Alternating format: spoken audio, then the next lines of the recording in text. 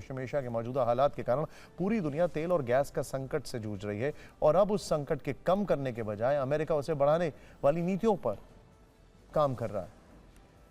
इस खबर में हम अमेरिका से आई दो ऐसी रिपोर्ट का जिक्र करेंगे जिन्हें सुनकर आप भी सोच में पड़ जाएंगे कि आखिर डोनाल्ड ट्रंप चाहते क्या हैं। पहली खबर यह है कि अमेरिका ने भारत समेत जिन भी देशों को रूस से तेल खरीदने की इजाजत दी है वो बहुत जल्द उस छूट को खत्म करने पर विचार कर रहा है। और दूसरी खबर यह है कि अमेरिका भारत और चीन पर एक नए तरीके का टैरिफ लगाने पर विचार कर रहा है। सबसे पहली बात करते हैं रूस तेल खरीद से जुड़ी खबर की।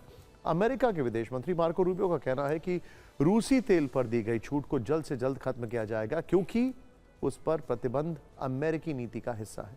साथ ही उन्होंने कहा कि मौजूदा छूट केवल अस्थायी व्यवस्था है और हम इस छूट को जितना जल्दी हो सके खत्म करना चाहते हैं।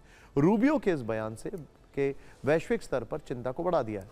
अगर अमेरिका ने रूस से तेल की खरीद पर दी गई छूट को बंद कर दिया तो भारत समेत यूरोप बहुत बड़ा एलिमेंट है, यूरोप और दुनिया के कई देशों पर इसका असर देखने को मिल सकता है। आपको बता दें, इस साल अप्रैल के महीने में भारत ने रूस से 16 लाख बैरल कच्चा तेल प्रतिदिन आयात किया था, जबकि मई के महीने में यह कच्चा तेल आयात करने की ये जो दर है 19 लाख बैरल प्रतिदिन तक पहुंच गई। यानी अप्रैल के मुकाबले मई के महीने में रूस से कच्चा तेल का आयात 23% तक बढ़ा है। भारत अपनी क्रूड ऑयल की जरूरतों की 85% से ज्यादा आयात करता है, इसीलिए रूस से तेल की खरीद पर मिली छूट बंद होने से भारत पर असर पड़ सकता है।